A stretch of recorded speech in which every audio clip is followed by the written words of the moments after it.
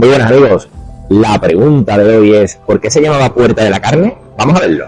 Pues si nos remontamos a la Edad Media, la Puerta de la Carne no se llamaba de la carne, sino que tuvo varios nombres. Tenemos constancia de la Puerta de Montjoar, cuando esto fue judería, y cuando Santa María la Blanca fue la antigua sinagoga principal, la primera sinagoga principal de la judería sevillana.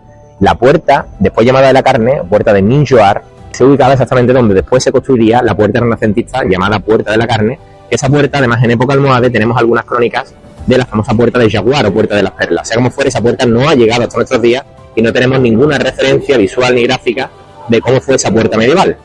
Pero en el siglo XVI, en el contexto de las transformaciones de las puertas de Sevilla, se construiría la puerta que después se llamaría popularmente de la Carne. Y ahora vamos a ver por qué.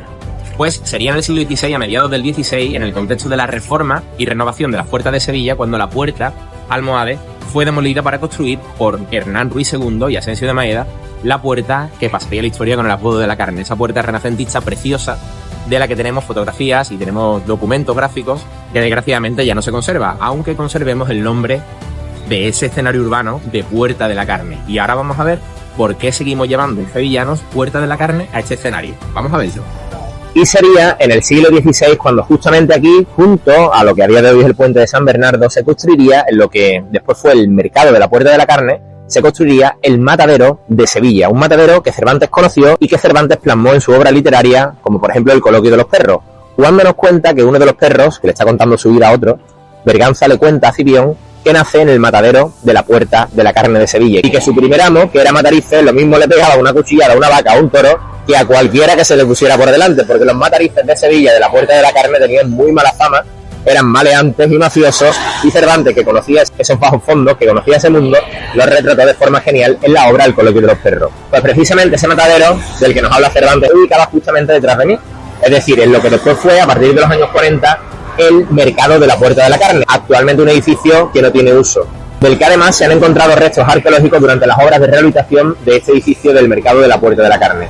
Y a la pregunta inicial del vídeo de por qué se le llamaba Puerta de la Carne, pues es bastante obvio que aquí estaban precisamente esos animales, las vacas y los toros, que los matarices despiezaban, mataban, despiezaban, y después entraba esa carne en carretones, en carros, por la antigua puerta renacentista que se le comenzó a llamar de forma popular la Puerta de la Carne. Y la pregunta también es, ¿a dónde se dirigía esa carne? Pues ahora lo vamos a ver. Pues nos contaba Miguel de Cervantes que 3 cosas tenía el rey de España por ganar en Sevilla. Una era el matadero de la Puerta de la Carne, por la cantidad de rufianes y de maleantes que aquí tenían su asiento. Pero nos faltan 2. Y si quieres descubrirla, ven conmigo que la vamos a descubrir.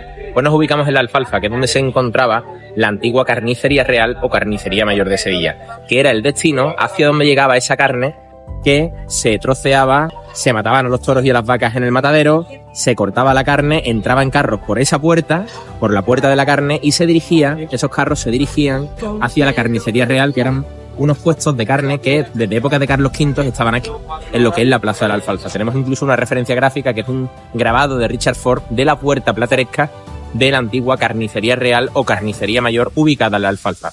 Y ese era el trasiego que llevaba la carne a Sevilla. Pero la pregunta es, ¿qué eran las 3 cosas que tenía el rey por ganar en Sevilla? Porque una era el matadero, por la cantidad de rufianes que allí había, y nos faltan 2. Vamos a verlas. Pues el matadero de la Puerta de la Carne era una de las 3 cosas que el rey de España tenía por ganar en Sevilla por la cantidad de maleantes que allí se daban citas.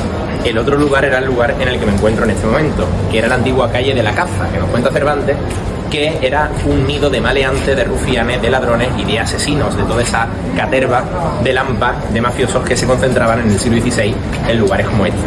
Esta calle se llamó la calle Huelva y se llama Rafael González Serna. Y el nombre de calle de la Caza le venía a la calle porque aquí se vendía carne de caza en determinados días de la semana. Y si ya tenemos 2 lugares que el rey tenía por ganar en Sevilla, el matadero, la calle de la Caza, nos queda un tercero. Vamos a verlo. Pues el último lugar que el rey tenía por ganar en Sevilla es un lugar que se ha transformado mucho desde el siglo XVI en la actualidad, que era la antigua Costanilla, es decir, nuestra Cuesta del Rosario. Este lugar en el que me encuentro, junto a la Plaza de la Pescadería, porque en el siglo XVI este lugar, sobre todo lo que era la cuesta, la antigua Costanilla, como se le llamaba, era un dédalo de callejuelas y pórticos que servían para que los rufianes, los maleantes, los ladrones, toda esa picaresca de la Sevilla del 16, se ocultase y se refugiase, y tenían aquí su nido en la antigua Costanilla. Es por ello que el rey tenía 3 cosas por ganar en Sevilla: el matadero, la calle de la Caza y la Costanilla. Así que desde aquí, desde estos lugares que Cervantes plasmó en su obra literaria, os envío un beso para todos Y no dejes de comentar si te gustaría que la Puerta de la Carne se reconstruyese a día de hoy. Un besito y no dejes de seguir a ABC Sevilla y Ace Pavilion.